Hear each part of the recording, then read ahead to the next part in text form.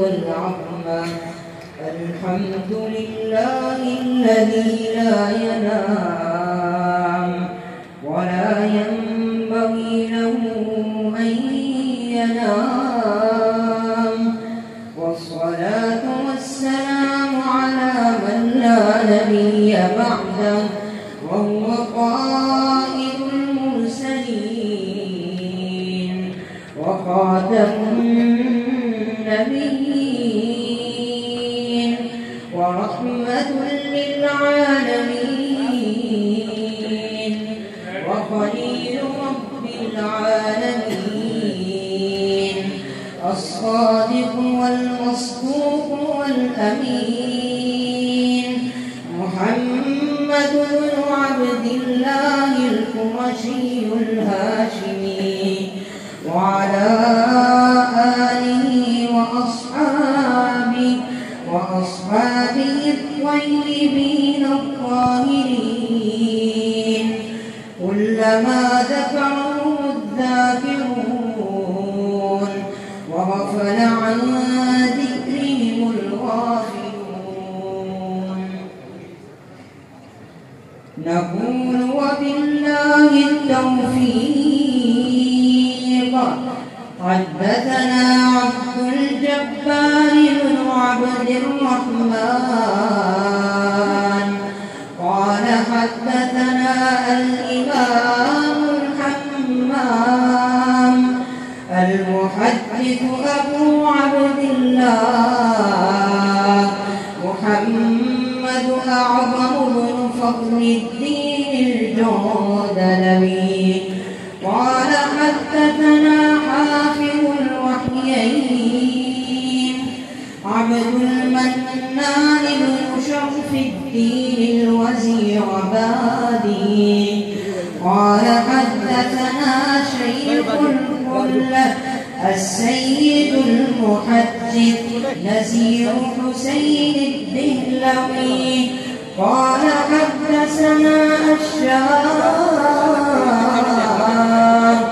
محمد إسحاق بن محمد أول العمري الدهلوي قال حدثنا الشام عبد العزيز بن أحمد الدهلوي قال عن أبيه أحمد المعروف بشاه ولي الله العمري الدهلوي قال حدثنا محمد بن إبراهيم الفردي المدني قال أخبرنا إبراهيم بن الحسن الفردي أن أحمد بن محمد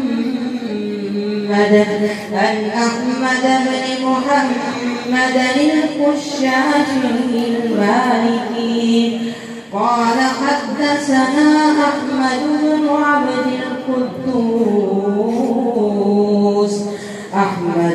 عبد القدوس الشناوي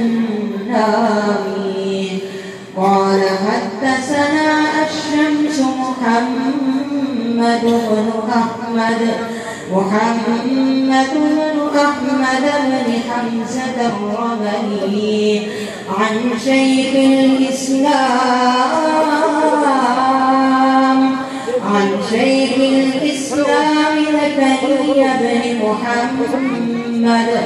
زكريا بن محمد الأنصاري قال حدثنا أبو الفضل أحمد بن علي بن حجر العسقلاني قال حدثنا زين الدين إبراهيم بن أحمد التنجوخي عن العباس أحمد بن أبي طالب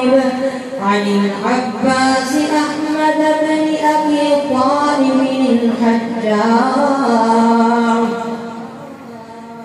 قال حدثنا حسين بن المبارك الزبيدي الحنبلي قال حدثنا أبو الوقت عبد الأول بن عيسى السيدي الهروي عن أبي الحسن عبد الرحمن بن محمد بن ظفر الداودي قال حدثنا أبو محمد عبد الله بن أحمد بن حموي السرخسي قال حدثنا أبو عبد الله محمد بن يوسف بن مطر الفتبري قال حدثنا الشيخ الإمام سيد الفقهاء والمحدثين رئيس المتكلمين أمير المؤمنين في الحديث أبو عبد الله محمد بن إسماعيل الجعفي البخاري قال بابا كيف كان بدء الوحي إلى رسول الله صلى الله عليه وسلم وقول الله جل ذكره إنا أوحينا إليك كما أوحينا إلى نوح والنبيين من بعده إلى باب قول الله ونضع الموازين القسط ليوم القيامة وأن أعمال بني آدم وقولهم يوزن وقال مجاهدا القسطاس العدل بالرومية ويقال القسط مصدر المقسط وهو العادل وأما القاسط فهو الجائز حدثنا أحمد بن إشكاب قال حدثنا محمد بن فضيل عن عبادة بن القعقاع عن أبي زرعة عن أبي هريرة رضي الله عنه قال قال النبي صلى الله عليه وسلم كلمتان حبيبتان إلى الرحمن خفيفتان على اللسان ثقيلتان في الميزان سبحان الله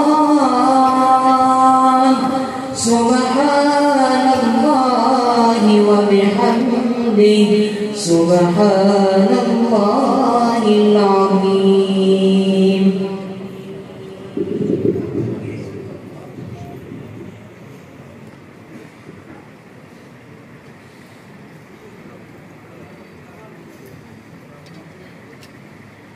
السلام عليكم ورحمة الله وبركاته.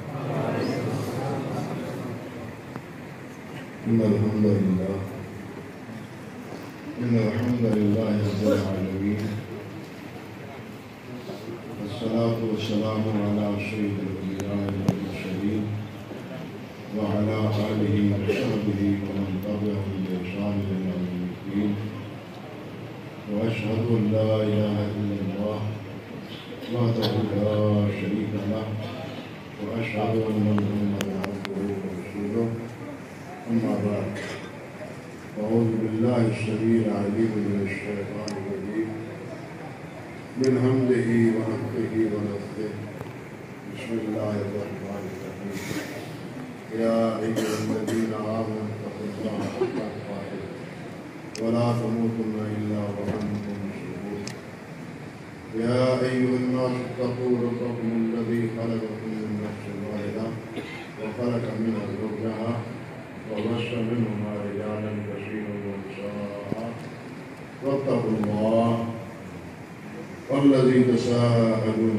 به والأرحام إن الله كان عليكم رقيبا يا أيها الذين آمنوا اتقوا الله وقولوا قولا سديدا يصلح لكم أعمالكم ويغفر لكم ذنوبكم ومن يطع الله ورسوله فقد فاز فوزا عظيما. فضیلت معاذ حضرت مولانا الشیخ وفاد مفتی مکانا اللہ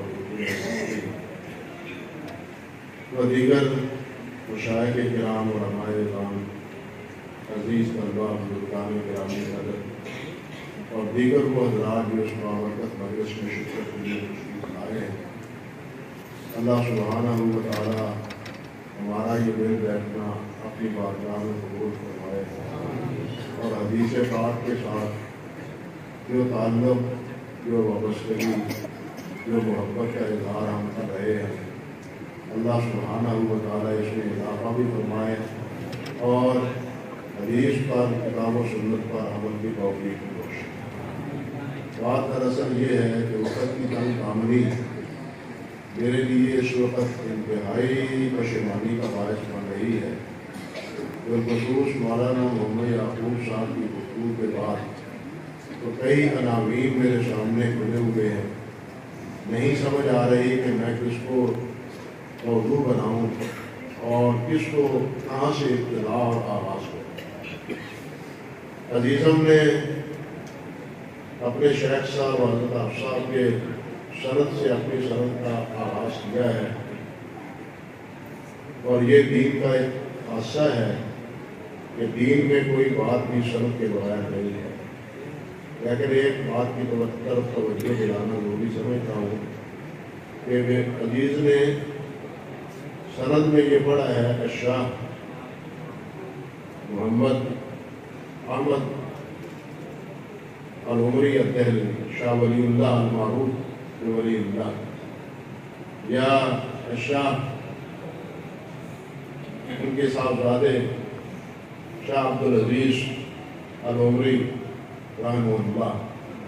ہمارے ہاں شاہ کا اطلاق عموماً سید پر ہوتا ہے، شاید طالب علم ہمارے عزیز کو یہ معلوم ہو، وہ کہہ رہا ہے کہ وہ عمری ہیں، شاہ عبدالعزیز ہو یا شاہ ولی اللہ ہو، یہ سادات خاندان کے سے تعلق نہیں رکھتے، یہ حضرت عمر فاروق رضی اللہ تعالیٰ عنہ کے ساتھ ان کا سلسلہ نظر سے آتے ملتا ہے، تبھی انہیں عمری کہا جاتا ہے، انہیں تبھی عمری کہا جاتا ہے۔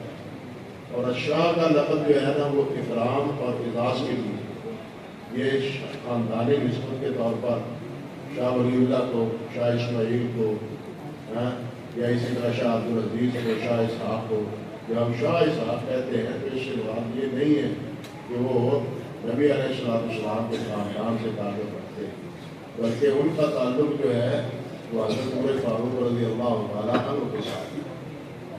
شیخ صاحب یہاں یہ مسلط ہے جس کی مسلط ہے، سچی بات ہے، اس مسلط کی جو ہے نا لاج رکھنا یہ بہت مشکل ہے، بہت مشکل ہے، پورا کرنا تو بہت دور کا تصور ہے نا، اس کا دھندلا سا نشان باقی رکھنا میں سمجھتا ہوں وہ بھی ہم اگر رکھتے ہیں تو ہمارے لیے بڑا ہے۔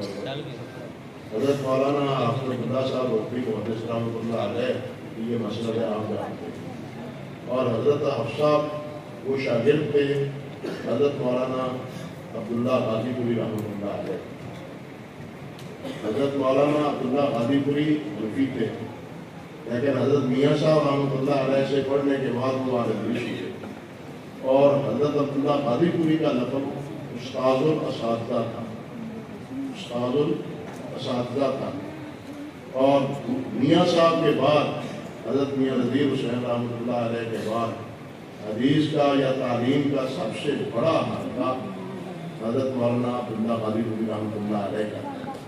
حضرت مولانا عبداللہ غازی پوری جس وقت جہاں حدیث ہوئے تو ایک دفعہ مولانا عبدالحی لکھنوی رحمۃ اللہ علیہ کے ہاں پہنچے. مولانا عبدالحی لکھنوی رحمۃ اللہ علیہ نے یہ کہا کہ حافظ صاحب آپ نے جو کوئی ذہن کرنا شروع کر دی ہے. تو حافظ صاحب فرمانے لگے مولانا آپ بھی پوچھتے ہیں یہ بات فرمائی اور آپ دیدہ ہو گئے. اس پر حضرت مولانا عبدالحی لکھنوی خاموش ہو. سمجھ گئے بات کچھ کہ ان کے شاگرد تھے اور ایک دور تھا کہ آل حدیث امرتسر میں یہ بات لکھی تھی. حالانکہ آل حدیث امرتسر میں اور تردیم روپڑ میں آپس میں نظام کا چلتا تھا. بعض علمی مسائل میں اختلاف تھا لیکن اس میں یہ خبر آئی تھی کہ اگر حضرت مولانا عبداللہ غازی پوری رحمۃ اللہ علیہ کی کوئی نیابت کر رہا ہے تو کون کر رہا ہے؟ وہ حافظ عبداللہ محدث روپڑی رحمۃ اللہ علیہ. یہ ان کی مسند ہے, یہ ان کی مسند ہے حضرت حافظ صاحب رحمۃ اللہ علیہ. بس دعا کرنی چاہیے کہ ان کی یہ مسند اسی طرح قائم رہتا ہے. اللہ سبحانہ و تعالیٰ ان کے اخلاص, ان کی للہیت, ان کے علم و فضل کی یہ جو بہار لگائی ہوئی ہے اللہ سبحانہ و تعالیٰ اسے آور فرمائے اور یہاں سے اسی طرح فیض جاری رہے جس طرح کے حفظ سابق یہاں فیض جاری رہا ہے اور وہ فیض جاری کر کے گئے ہیں اللہ کے فضل و کرم سے, تاکہ یہ ہمیشہ کے لیے ان کے لیے صدقہ جاریہ بنا رہے. میں ایک دفعہ بیٹھا تھا حضرت مولانا عطا اللہ صاحب حبیب و جانوی رحمۃ اللہ علیہ کی خدمت میں, تو وہاں مولانا عبدالنبی اوقف تھے, قرآن بریلوی مسلک کے تھے. مولانا عبدالنبی اوقف وہ ان کے مولانا کے پاس حاضر ہوئے اور انہوں نے پوچھا کہ مولانا سرکاری دفاتر میں فتاوے کے پر بات جب آتی ہے تو ہم سوچتے ہیں کہ آل حدیث علماء کا نقطہ نظر جو ہے نا وہ کیا دیکھیں, کس کتاب میں دیکھیں. تو آپ ہمیں رہنمائی فرمائیں کہ آل حدیث نقطہ نظر کو سمجھنے کے لیے ہم کس فتاوے کی مراجعت کیا کریں. تو مولانا عطا اللہ صاحب رحمۃ اللہ علیہ نے فرمایا کہ حضرت محدث روپڑی رحمۃ اللہ علیہ کے فتاوے کی طرف مراجعت کیا کریں. یعنی سب ہمارے علماء اس حقیقت کو مانتے تھے, بلکہ مولانا عطا اللہ صاحب تو فرمایا کرتے تھے کہ حدیث پڑھانے کا ہمارے پنجاب میں 2 آدمیوں کو حق ہے, ایک حافظ صاحب کو, ایک حضرت حافظ محمد گولوی رحمۃ اللہ علیہ. باقی حضرات کو حدیث پڑھانے کا جو ہے نا حق نہیں ہے. مولانا عطا اللہ صاحب رحمۃ اللہ علیہ کے آشرواد میں تھے, لیکن اب وہ تو چلے گئے, ہم جیسے باقی جو ہے نا ان کے ہاتھ میں یہ مسئلہ آ گیا اور ہمیں جو کچھ کہا جاتا ہے, میں کئی دفعہ کہتا ہوں کہ قیامت کے دن آپ لوگ ہمارے کان ضرور پکڑوائیں گے. تو حضرت صاحب وہ حدیث میں آتا ہے نا کہ میت کو عذاب قبر ہوتا ہے. کیوں ہوتا ہے؟ کہ اس کے رونے والے پیچھے روتے ہیں ایسی خوبیاں بیان کر کر کے جو ان خوبیوں سے متصف نہیں ہوتا. اللہ معاف فرمائے, اگر ہم سے پوچھا تو تم کیا پتہ حدیث تھے, تم فلاں تھے, تم فلاں تھے, کیا جواب ہوگا ہمارے پاس؟ اللہ تعالیٰ معاف فرمائے, ہم تو شیخ الحدیث کیا, ہم تو شیخ الحدیث جو ہمارے گزرے ہیں ان کے جوڑے سیدھے کرنے کے بھی لائق نہیں ہیں. ان کے اس قابل بھی نہیں اپنے آپ کو سمجھتے کہ ہم ان کے جوڑے سیدھے کرتے ہیں. اللہ اکبر کبیرہ.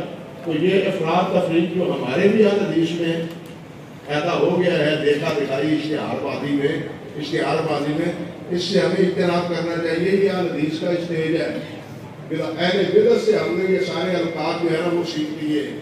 آپ کو علم ہونا چاہیے تنظیم روپڑ کا ہو یا آل حدیث امرتسر کا ہو, ان دونوں میں مولوی عبداللہ لکھا جاتا تھا, مولوی صلاح اللہ لکھا جاتا تھا, مولانا بھی نہیں لکھا جاتا تھا. سمجھے بات یا نہیں؟ لیکن اب کون ہے مولانا, کون ہے شیخ الحدیث, کون ہے آپ سب حضرات سمجھتے ہیں. ہمارے جیسے یتیم کے علم جو ہے ان کو پتہ نہیں کیا کن کن القاب سے نوازا جاتا ہے بھائی, ان آلات سے. اور پھر خود عالم اول اور یہ فلاں اور فلاں, انا للہ و انا الیہ راجعون, وہ الفاظ سن کے یقین جانیے ندامت ہوتی ہے, شرمندگی ہوتی ہے اور افسوس ہوتا ہے کہ یہ ہمارے چہرے مہرے کو دیکھ کے ہم کو بھی کوئی سمجھتے ہیں، لیکن ہمیں پتا ہے کہ ہم من آمن کے بن جانا، جو جانتے ہیں ہمیں پتا ہے. اس لیے ان القاب سے ہمیں اجتناب کرنا چاہیے. اور ہماری بھی یہ کمزوری ہے کہ اشتہار میں دیکھتے ہیں اوپر نام لکھا ہوا ہے، نیچے نام لکھا ہوا ہے، اور اس کے ساتھ سابقے لاحقے کیا ہے. یہ نفس کا چوری جو ہے نا، اس سے ہمیں بچنا چاہیے، شہرت سے بچنا چاہیے. میرے طالب علم بھائیوں، شہرت سے بچو. محدثین کی جو خدمات ہیں، جو ان کی عادات ہیں، ان کی ایک عادت یہ ہے کہ وہ شہرت سے بھاگتے تھے. جہاں ان کو شہرت ملتی تھی وہ شہر چھوڑ جاتے تھے. یہ محدثین رحمہ اللہ کا طریقہ تھا. جب کسی کشف و کرامت کا طریقہ ان سے سرزد ہو جاتی تھی، وہ علاقہ ہی چھوڑ دیتے تھے، کسی دوسرے شہر میں جا کے علم حاصل کرنا شروع کر دیتے تھے. تو بہرحال عرض کرنے کا مقصد یہ تھا کہ ہم جیسے کوتا علموں کو جو لوگوں نے یہ سمجھ رکھا ہے، یہ بہت ہمارے ساتھ سچی بات ہے، زیادتی ہے. اللہ سبحانہ و تعالیٰ بس ہمیں علم کے ساتھ جوڑے رکھے، علم کے ساتھ تعلق ہمارا قائم رکھے، اور جتنی اللہ توفیق عطا فرمائے اس علم کی خدمت کی توفیق عطا فرماتا رہے. بس یہ کوشش کرنی چاہیے. باقی جو ہے نا اشتہار بازی اور یہ نام وغیرہ، یہ ہماری نفسانی کمزوری بن گئی ہے، نفسیاتی بھی اور نفسانی بھی. اس کمزوری سے ہمیں بچنے کی کوشش کرنی چاہیے. نام ہمارا تو اگر میڈیا پر نہ آئے لیکن اللہ کے ہاں لکھا جائے تو پھر میڈیا پر ضرورت ہے. میڈیا پر تو ضرورت نہیں نا. کوشش یہ کرنی چاہیے کہ ہمارا نام اللہ کے ہاں لکھا جائے کہ یہ دین کے خادم ہے، اللہ ہماری خدمتوں کو قبول فرما لے. یہ کوشش کرنی چاہیے، یہ ارادہ کرنا چاہیے. امام بخاری نے ابھی آپ نے سنا ہے نا، امام بخاری نے پہلی حدیث ذکر کی ہے. کیوں ذکر کی ہے؟ انما الاعمال بالنیات. حالانکہ بدر الغیب سے اس کا کوئی تعلق نہیں ہے، بدر الغیب سے اس کا کوئی تعلق نہیں ہے. امام بخاری نے مقدمے کے طور پر یہ حدیث ذکر کی ہے، انما الاعمال بالنیات، کہ اعمال کا دار و مدار جو ہے نا وہ نیتوں پر ہے. اگر نیت خالص ہے تو اس کا اجر ملے گا، اگر نیت خالص نہیں ہے تو اس کا اجر ملے گا نہیں ملے گا. طالب علموں، ہمیں بھی نیت اپنی صاف کرنی چاہیے. یعنی علم حاصل کرنے سے پہلے، بخاری پڑھنے سے پہلے ہمیں اپنی نیت صاف کرنی چاہیے کہ ہماری نیت کیا ہونی چاہیے. کیا نیت یہ ہماری ہے کہ ہمیں کسی مدرسے کا استاد بن جائے یا کسی مسجد کا خطیب بن جائے؟ یہ نیت اگر ہے، روزینہ لگ جائے گا، ماہانہ تنخواہ ملتے جائے گی، گزارا دنیا کا ہوتا جائے گا. اگر یہ نیت ہے تو فضل دنیا والآخرہ. نیت یہ کریں کہ اللہ ہمیں اس حدیث کی کتاب پر، قرآن مجید پر، اس پر عمل کرنے کی توفیق عطا فرمائے، اس کے مطابق اپنی زندگی بنانے کی ہمیں توفیق عطا فرمائے. باقی لوازمات اللہ ذوالجلال خود بخود پورے کر دیتے ہیں. باقی لوازمات اللہ ذوالجلال خود بخود پورے فرما دیتے ہیں. نیت ہمیں یہ کرنی چاہیے، نیت ہمیں یہ نہیں کرنی چاہیے کہ اس سے ہمارے روزینے لگ جائیں گے اور ہمارا دنیا کا کام کر دے گا. یہ تو بڑا خسارے کا سودا ہے. اور حل نبیکم بالاخسرین اعمالا الذین ضل سعیہم فی الحیاۃ الدنیا وہم یحسبون انہم یحسنون صنعا. یہ تو پھر ہماری نیت جو ہے دنیا سے آگے تو بڑھی نہیں. اب دین کے نام پہ اگر دنیا طلب کی جائے تو اس سے خسارے کا سودا اور کیا بڑا ہوگا. اور دنیا کے نام پہ دنیا طلب کرنا یہ تو دنیا داروں کا کام ہے. اور اس سے بڑا خسارہ کیا ہے کہ دین کے نام پر دنیا طلب کی جائے، دین کے نام پر آخرت طلب کی جائے، دین کے نام پر آخرت طلب کی جائے، دین کے نام پر آخرت کو سنوارا جائے. دین کی بنیاد پر دنیا نہیں، دین کی بنیاد پر آخرت کو سنوارا جائے. اللہ کو راضی کرنے کی کوشش کی جائے. اللہ ہماری نیتوں کو صاف اور درست رکھے. اعمال، پہلی حدیث لا کے امام بخاری رحمۃ اللہ کے اعمال کی ابتدا نیت سے ہوتی ہے. جو بھی کام کریں ہم، حتیٰ کہ وضو کریں، حتیٰ کہ ہم نکاح کریں، حتیٰ کہ روٹی کھائیں، حتیٰ کہ روٹی بھی کھائیں، نکاح بھی کریں، اس میں بھی اگر نیت ہے کہ میں حرام سے بچوں، اس سے بھی اگر نیت ہے کہ میں تندرست اور توانا رہوں اور جہاد کروں اور اللہ کی بندگی کروں، تو یہ روٹی کھانا بھی عبادت بن جاتا ہے، یہ بھی نیکی بن جاتی ہے، یہ بھی اللہ کے اجر و ثواب کا باعث بنتا ہے. اور یہ تو آپ نے ابن ماجہ میں پڑھا ہی ہے کہ نکاح رسول ایمان نبی علیہ السلام نے فرمایا ہے. اس لیے کہ انسان حرام سے بچ جاتا ہے، حرام کردار سے بچ جاتا ہے، حرام نظر سے بچ جاتا ہے، اس کا اخلاق اور کردار وہ سمجھ جاتا ہے نکاح کے نتیجے میں. نبی علیہ السلام کی تفصیلی روایات اس حوالے سے ثابت ہے.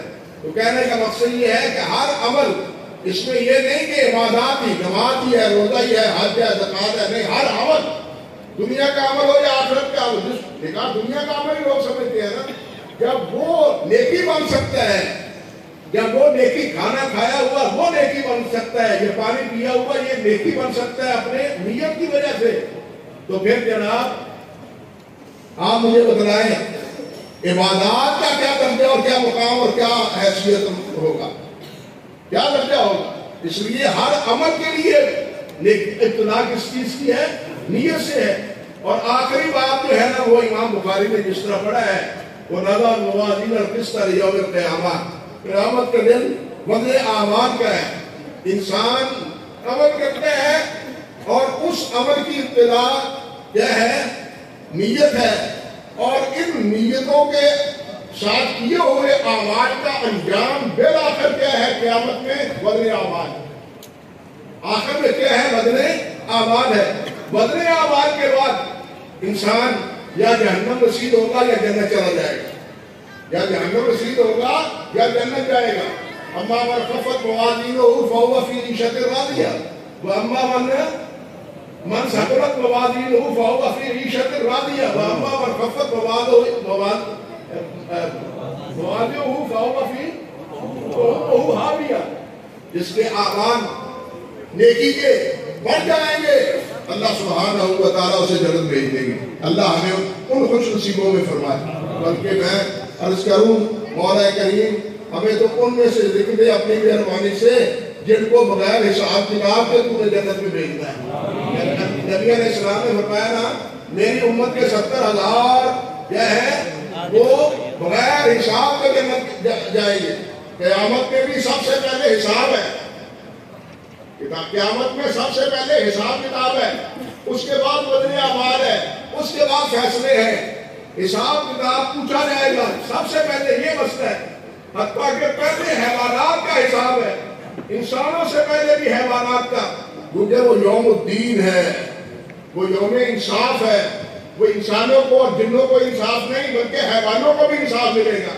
نبی علیہ السلام کے حدیث آپ نے پڑھے ہوگی کہ اگر ایک سینگوں والی بکری نے ایسی بکری کو مارا جس کے سینگ نہیں ہے تو قیامت کے دن اللہ ذوالجلال اس بکری کو سینگ دے گا جس کو سینگ نہیں تھے، وہ اس کو کہا جائے گا جس نے اس کے دنیا میں تمہیں مارا ہے تو بھی اس کا بدلہ لے لو، یہ بدلہ لے لو۔ نبی علیہ السلام نے اسی لیے انسان کو فرمایا ہے کہ لوگو اپنے حساب کتاب معاملات یہی درست کر لو، قیامت کے دن نہ اموال ہوں گے، نہ کچھ پوچھنے والا، نہ کوئی ٹکرانے والا ہوگا، یہی پوچھ لو۔ اور وہ حدیث معروف ہے جس میں آپ نے پوچھا کہ میری امت کے مسکین کون ہے، مسکین کون ہے میری امت کے؟ صحابہ کرام نے عرض کیا کہ ہم تو سمجھتے ہیں مسکین وہ ہے جن کے پاس کوئی پیسہ نہیں ہے اور ان کو کوئی پوچھتا نہیں۔ آپ نے فرمایا نہیں، میری امت کے مسکین یہ نہیں ہے، میری امت کے مسکین وہ ہیں جو نمازیں لے کے آئیں گے، روزے لے کے آئیں گے، صدقات لے کے آئیں گے، صدقات لے کے آئیں گے، پورے حج لے کے آئیں گے، لیکن قیامت کے دن آئیں گے کسی کو گالی دی، کسی پر اتہام لگایا، کسی کو پر ظلم کیا، یہ کتنے مظلوم ہوں گے قیامت کے دن اللہ سبحانہ و تعالیٰ کے دربار پہنچ کے اس ظالم سے حساب اپنا مانگے گے کہ اللہ اس سے میرا ہمارا بدلہ لے کے دو، تو کیا ہوگا؟ اس کو راضی کرنے کے لیے اللہ سبحانہ و تعالیٰ اس کی نیکیاں اس ظالموں کو مظلوم کو دے دے گا، اور جب نیکیاں ختم ہو جائیں گی تو ان کے گناہ وہ ظالموں پر لاد کے ان کو جہنم رسید کر دیا جائے گا جو نیکیوں کے پہاڑ لے کے آئے۔ فرمایا میری امت کے مظلوم، میری امت کے جو ہے نا مسکین یہ لوگ ہیں۔ تو اللہ تعالیٰ اس مسکنت سے بچائے، دنیا کی مسکنت وہ 50 60 70 سال ہے نا، زیادہ سے زیادہ، ہاں بھائی، اللہ سب کو آسودہ حال بنائے، اللہ کسی کو محتاج نہ بنائے دنیا میں بھی۔ ہماری دعا تو یہی ہے ربنا آتنا فی الدنیا حسنہ وفی الآخرۃ حسنہ، دنیا اور آخرت دونوں اللہ ہماری بہتر فرما دے۔ لیکن مسئلہ یہ ہے کہ دنیا تو انسان کی بیت بھی جاتی ہے، آخرت نہیں بیتے گی، وہ ختم نہیں ہوگی۔ ہمیں دنیا کی نہیں زیادہ فکر آخرت کے کرنی چاہیے۔ آخرت میں فکر کس بنیاد پر ہے؟ یہ ہے اعتقاد پر، عقیدے پر، توحید پر، کتاب و توحید جس طرح انما الاعمال بالنیات ابتدا ہے، اسی طرح آخری عمل انسان کے جو آخری عمل ہے اس پر انسان کا نتیجہ مرتب ہوگا۔ آخری عمل من کانا آخر کلام لا الہ الا اللہ، جس کا آخری بول لا الہ الا اللہ ہو گیا، اللہ کی توحید کا اس سے ذکر ہوا، اللہ کی عظمت کا ذکر ہوا، وہ فلاح پا گیا، وہ فلاح پا گیا۔ یعنی ہماری زندگی کا آخری حصہ، آخری لمحہ وہ اطاعت میں، فرما برداری میں، اطاعت گزاری میں وہ اللہ تعالیٰ گزارنے کی توفیق عطا فرمائے۔ انما الاعمال بالخواتیم، جس طرح انما الاعمال بالنیات ہے، اسی طرح انما الاعمال بالخواتیم ہے۔ اللہ سبحانہ و تعالیٰ ہمارا خاتمہ توحید پر کرے، ہمارا خاتمہ اسلام پر کرے، اور اسی لیے دعا کو انبیاء مانگتے رہے، انت ولی فی الدنیا والآخرہ توفنی مسلما والحقنی بالصالحین۔ ہاتھ نماز جنازہ میں آپ جو پڑھتے ہیں نا، اور صحابہ جنازہ پڑھتے تھے تو وہ بھی پڑھتے تھے صحابہ کے لیے، صحابہ کا جنازہ پڑھتے تھے تو وہ بھی کیا پڑھتے تھے؟ اللہم من احییتہ منا فاحیہ علی الاسلام ومن توفیتہ منا فتوفہ علی الایمان۔ یہ چیز بتلاتی ہے کہ اس کی طلب ہمیشہ لگی رہنی چاہیے۔ اللہ نے بھی فرمایا وَلَا تَمُوتُنَّ إِلَّا وَأَنْتُم مُسْلِمُونَ۔ تو بھائیو، امام بخاری نے خلاصہ یہی بتلایا ہے کہ ابتدا نیت کی، عمل کی، اعمال کی وہ درست کر لو اور اپنی توحید کو پکا کر لو، اپنی توحید کو پختہ کر لو۔ اور یہ بھی اشارہ فرما دیا کہ اگر تمہاری نیتیں درست ہے، شریعت پر عمل ہے، یہ ساری کتاب شریعت کی ہے، اسلام کی کتاب ہے، اس پر اگر عمل ہے تمہارا، مگر توحید تمہاری صحیح نہیں ہے، شرک اس میں ملا ہوا ہے، شرک اس میں ملا ہوا ہے، شرک کی ظلمات اس میں شامل ہیں، تو پھر یاد رکھو یہ زندگی بھر کے اعمال برباد۔ انہ من یشرک باللہ فقد حرم اللہ علیہ الجنہ ومأواہ النار وما للظالمین من انصار۔ ان ظالموں کا کوئی مددگار نہیں ہے، یعنی مشرکین کا کوئی مددگار نہیں ہے، نہ کوئی شفاعتی ہے نہ کوئی سفارشی ہے۔ اس لیے یہ فرما دیا، بتلا دیا، امام بخاری رحمۃ اللہ علیہ نے سمجھا دیا کہ توحید کو، ورنہ توحید کا تذکرہ، اللہ پر ایمان کا تذکرہ کتاب الایمان میں ہے یا نہیں؟ تو کتاب الایمان میں ہماری ایمان ہے، ایمان سے متعلق آمنت باللہ وبالرسول وبالکتب وبالرسل وبالیوم الآخر ہے یا نہیں پہلے کتاب الایمان میں ہے، لیکن اس کے باوجود بھی امام بخاری کتاب التوحید کو آخر میں لائے ہیں کہ زندگی بھر جو خدائی اگر ہو بھی جاتی ہے تم سے، تو آخرت کے آخری لمحات میں یہ توحید کا دامن جو ہے وہ تمہارا نہیں چھوٹنا چاہیے۔ اگر یہ چھوٹ گیا تو میری صحیح بخاری پوری پر بھی عمل کر لو، کا بھی نتیجہ نیک نہیں نکلے گا، صاف نہیں نکلے گا۔ یہ صاف کبھی نکلے گا یا تمہاری توحید پختہ ہوگی، اور اس توحید کے لیے امام بخاری رحمۃ اللہ علیہ نے یہ آخری حدیث ذکر کی ہے۔ اللہ اکبر۔ اور اس سند سے اور اس باب میں اب باب کا تقاضا، سند کا تقاضا، متن کا تقاضا، یہ اپنی جگہ ہر جگہ ایک عنوان ہے اور تفصیل طلب ہے۔ باب میں چھوڑتا ہوں، بات کو بھی، سند کو بھی چھوڑتا ہوں، متن کے حوالے سے دیکھیے کہ آپ نے فرمایا کلمتان حبیبتان الی الرحمن خفیفتان علی اللسان، حبیبتان الی الرحمن خفیفتان علی اللسان ثقیلتان فی المیزان سبحان اللہ و بحمدہ سبحان اللہ العظیم۔ دو بول ہیں، دو کلمے ہیں۔ یہ کلمہ کلام بمانا ہے، کلام کے معنی میں ہے، جس طرح قرآن مجید میں آتا ہے نا رب ارجعون لعلی اعمل صالحا، قرآن کیا کلّا ہی کلمہ، کلّا ہی کلمہ، جو کہیں گے کہ یا اللہ ہمیں واپس بھیج، ہم اب آئندہ زندگی بالکل پوری صحیح گزاریں گے، اللہ فرماتے ہیں یہ کلمہ ہے، یہ اس کا کلمہ اس کو کوئی فائدہ نہیں دے گا، ہم واپس اس کو نہیں لوٹائیں گے، ٹھیک ہے نا؟ اس کے اس پورے کلام کو اللہ نے کیا کہا ہے؟ بھائی ہم بھی کلمہ توحید کہتے ہیں، کلمہ شہادت کہتے ہیں، لیکن یہ کلمہ شہادت وہ نہیں ہے جو جنازے کے وقت اٹھاتے ہیں،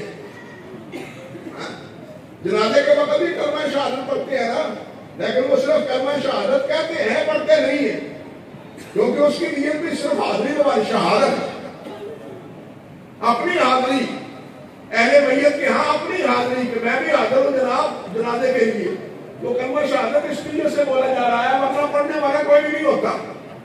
تو کلمہ شہادت پر پورا کلمہ ایک کلمہ ہے. کلمہ توحید لا الہ الا اللہ محمد رسول اللہ ایک کلمہ ہے. تو یہاں بھی کلمتان دو کلموں سے مراد بامعنی دو جملے ہیں. اور وہ کیا ہیں؟ ان کے بارے میں کیا فرمایا؟ حبیبتان الی الرحمن، رحمان کے ہاں وہ بڑے محبوب ہیں. دو چیزیں ہیں، حبیبتان الی الرحمن، دونوں محبوب ہیں. ایک حبیب ہوتا ہے، ایک محبوب ہوتا ہے. ایک حبیب ہوتا ہے، ایک محبوب ہوتا ہے. حافظ ابن قیم رحمۃ اللہ علیہ نے جلال افہام میں کہا ہے کہ حبیب ابلغ ہے محبوب سے. محبوب وہ ہوتا ہے جس سے کوئی محبت کرے، حبیب وہ ہوتا ہے کہ جس میں ایسی صفات ہوں کہ لوگ خود اس سے محبت کریں، یعنی ایسی صفات سے متصف ہو. حبیب ابلغ ہے محبوب سے. اور یہ دو کلمے ہیں، یہ بڑے پیارے ہیں. حبیب ہے اللہ ذوالجلال کے ہاں، اللہ کے ہاں یہ حبیب ہے. اور یہ اس لیے بھی کہ اللہ بڑا رحمان ہے، بڑا مہربان ہے. یہ اس کی مہربانی کا نتیجہ ہے کہ دو کلموں پر اجر بہت زیادہ عطا فرماتا ہے. دو کلموں پر اجر بہت زیادہ عطا فرماتا ہے. حبیبتان الی الرحمن، ثقیلتان فی المیزان، یہ دونوں خفیفتان علی اللسان، زبان پر ہلکے، اور ثقیلتان فی المیزان، میزان پر بہت بھاری. پڑھنے میں آسان ہے، پڑھنے میں آسان ہے. آپ ہوٹ نہ ہلائیں، ابھی تجربہ کر کے دیکھیں سبحان اللہ و بحمدہ ہی زبان ہل جائے گی. جیسے لا الہ الا اللہ ہے نا، لا الہ الا اللہ، زبان آپ ہوٹ نہ ہلائیں، لا الہ الا اللہ پڑھ سکتے ہیں زبان کے ساتھ. ہوٹ نہ بھی ہلائیں، تجربہ کر کے دیکھیں. ہوٹ نہ ہلائیں، سبحان اللہ و بحمدہ ہی پھر بھی آپ پڑھ سکتے ہیں. یہ دونوں کلمے بالکل اسی طرح کے ہیں کہ دونوں کلمے پڑھنے میں بڑے آسان ہیں، لیکن ثقیلتان فی المیزان، میزان میں بہت وزنی ہے، بہت بھاری ہے. حدیث میں آتا ہے نبی علیہ السلام نے ارشاد فرمایا کہ جو آدمی اخلاص سے ایک بار کہہ دیتا ہے نا الحمد سبحان اللہ، تو میزان کا آدھا پلنگا جو ہے نا وہ بھر جاتا ہے نیکی سے، سبحان اللہ کہنے سے. اور جب الحمدللہ کہتا ہے تو پورا بھر جاتا ہے. تو یہاں سبحان اللہ ہے و بحمدہ، سبحان اللہ کی تنزیہ ہے اور حمد اللہ ذوالجلال کی تعریف ہے. پہلے دیکھیے سبحان میں کلمہ تنزیہ ہے کہ اللہ پاک ہے، جس سے ہر عیب سے، ہر نقص سے، ہر کمزوری سے اللہ پاک. اللہ کے بارے میں سب سے بڑی کمزوری یہ ہے کہ اللہ ذوالجلال کا کسی کو شریک بنا جائے. بھائی میں کاروبار نہیں کر سکتا، زمین کھیتی باڑی نہیں کر سکتا، تو اپنا ایک شریک بنا لیتا ہوں. اپنے کاروبار میں یہ میرا کیا ہے؟ شریک ہے. میں تنہا دکانداری نہیں کر سکتا، یہ میری شراکت داری ہے، اس کے ساتھ میری شراکت داری ہے. لیکن اللہ ذوالجلال جس نے زمین و آسمان کا سارا انتظام اکیلے نے سنبھال رکھا ہے، اس انتظام میں کسی کی شراکت داری نہیں ہے، اس کا کوئی شریک نہیں ہے. قل الحمدللہ الذی لم یتخذ ولد ولم یکن لہ شریک فی الملک ولم یکن لہ ولی من الذل وکبرہ تکبیرا. اور اسی شراکت داری کی نفی کا اقرار ہمارے کلمہ شہادت سے ہوتا ہے.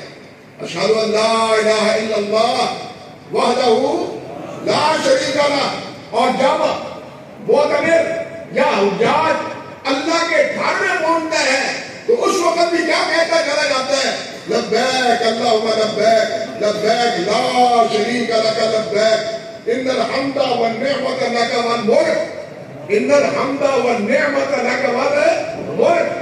یہ سب کچھ کہتا ہے لا شریک لک، آخر میں پھر کہتا ہے تیرا کوئی شریک نہیں ہے.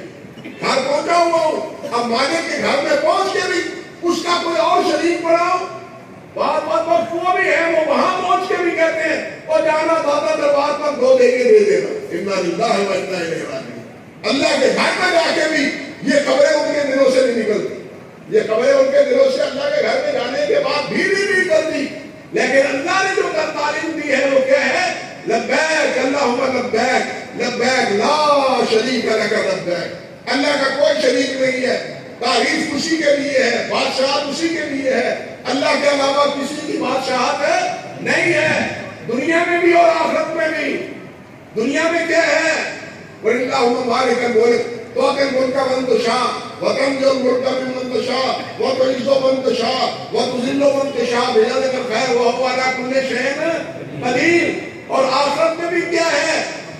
اللہ اکبر. مالک یوم الدین آپ پڑھتے ہیں. اللہ نے فرمایا ہے قیامت کے دن اللہ کو جواب پوچھے گا لمن الملک اليوم. سب خاموش ہوں گے, سب خاموش ہوں گے. انبیاء کیا, بادشاہ کیا, آنا وجلا غیری کہنے والے کیا, آنا ربکم العالی کہنے والے کیا, سب خاموش ہوں گے. اللہ کی طرف سے جواب آئے گا للہ الواحد القہار. آج بادشاہ کس کی ہے؟ ایک اللہ والا لا شریک کی ہے جو قہار ہے, سب پر غالب ہے, سب مغلوب ہے, سب ایک زبان ہے, کوئی بول نہیں سکتا. یوم یقوم الروح والملائکۃ صفا لا یتکلمون الا من اذن له الرحمن ورضی له اللہ القول.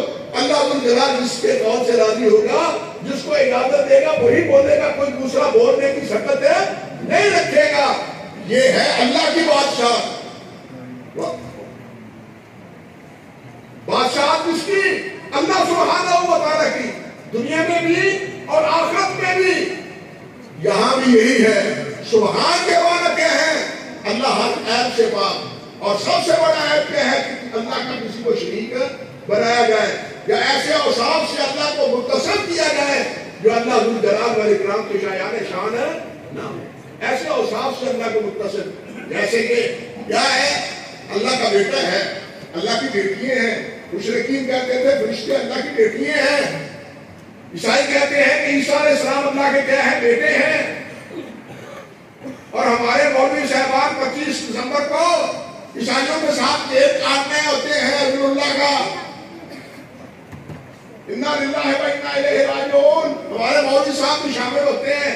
25 دسمبر کو جا کے میلاد النبی بھی مناتے ہیں, میلاد مسیح موعود بھی مناتے ہیں. یہ سب کچھ اخباروں میں آپ دیکھتی ہیں یا نہیں؟ وہ مولود مسیح کون ہے؟ وہ ابن اللہ ہے ان کے نزدیک. اور آپ بھی کہتے ہیں. اب جو ابن اللہ کہتا ہے وہ کون ہے؟ حدیث میں آیا ہے, نبی علیہ السلام نے فرمایا یسبنی ابن آدم.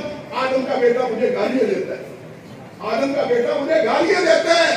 وہ گالی کیا ہے کہ ابن اللہ اتخذ ولدا, کہ اللہ نے بیٹا بنایا. جو کہتا ہے کہ اللہ کی اولاد ہے وہ اللہ کو گالی دیتا ہے. اور ہم جناب یا مسیح مولود کی مسیح علیہ السلام کی یوم میلاد مناتے ہیں. آپ بتلائیے کہ کیا مسلمان اس قسم کی حرکت کا ارتکاب کر سکتے ہیں؟ سوچ بھی نہیں سکتا. معاذ اللہ ثم استغفر اللہ. اس لیے سبحان اللہ ذو الجلال کی تقدیس اور تنزیہ ہے. اور حمد کیا ہے؟ وہ اللہ ذو الجلال کی تعریف. حمد وہ ہستی جس کے تمام اوصاف ذاتی ہو, جس کے تمام اوصاف کیا ہو, ذاتی ہو. اللہ کے علاوہ جس کے جتنے صفات ہیں وہ سب اللہ تعالیٰ کی عطا ہے. کسی کے پاس ذاتی نہیں ہے. فرشتے ہوں, انبیاء ہوں, صلحاء ہوں, جتنے بھی ہیں, جو بھی ان کا وصف ہے وہ اللہ کی عطا ہے, وہ اللہ کی دین ہے, اللہ کی عطا کی ہوئی ہے. یہ جو بات ایک آدمی نے کہا, ایک صاحب نے کہا کہ نبی علیہ السلام کی حیات وہ ذاتی تھی. معاذ اللہ ثم استغفر اللہ. نبی علیہ السلام فوت نہیں ہوئے, آپ کی حیات ذاتی تھی.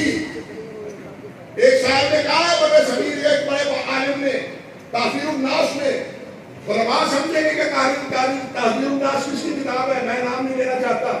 وہ کہتے ہیں کہ نبی انبیاء کی, نبی علیہ السلام کی زندگی, وہ زندگی کیا تھی, ذاتی تھی. آپ کو موت نہیں آئی.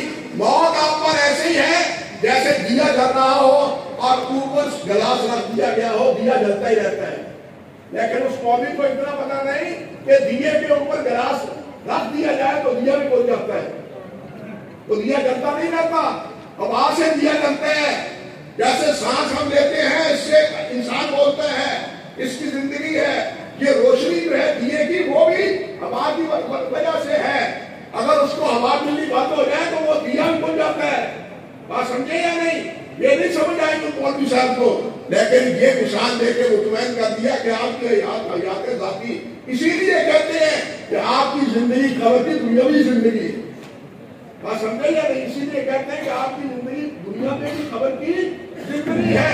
اور قبر کی زندگی ماننے کے بعد پھر آگے جو کچھ مرفوضات میں لکھا ہوا ہے وہ کہنے کی کوئی گنجائش نہیں ہے میرے لیے. وہ میرے لیے کہنے کی کوئی گنجائش نہیں ہے. کہاں یہاں پر کہ قبر اطہر میں ازواج مطہرات کو بھی پیش کیا جاتا ہے. وائے افسوس کہ یہاں کہاں تک یہ مسئلہ کہاں سے کہاں تک پہنچا. انا للہ و انا الیہ راجعون. بہرحال کرام کاتبین پیچھے میرے پہنچ گئے ہیں. میں نے تو پہلے بھی کہا تھا حضرت صاحب سے کہ اب وقت کیا رہ گیا. میں نے بڑی کوشش سے بات کو سمیٹنے کی کوشش کی. نہ ابھی الحمد کی بات ہوئی, نہ اللہ کی بات ہوئی, نہ اللہ کی عظمت کی کوئی بات ہوئی, نہ کبریائی کی بات ہوئی. سب باتیں جو ہے نا وہ ادھوری چھوڑ کے جا رہا ہوں. اللہ سبحانہ و تعالیٰ یہ حاضری قبول فرمائے اور اللہ تعالیٰ ہمیں اپنی ذات سے وابستہ رکھے, اپنی عظمت کا سکہ ہمارے دل و دماغ میں بٹھائی رکھے اور اپنے پیارے پیغمبر کا سچا تابعدار اور فرمانبردار بنائے. وآخر دعوانا الحمدللہ رب العالمین.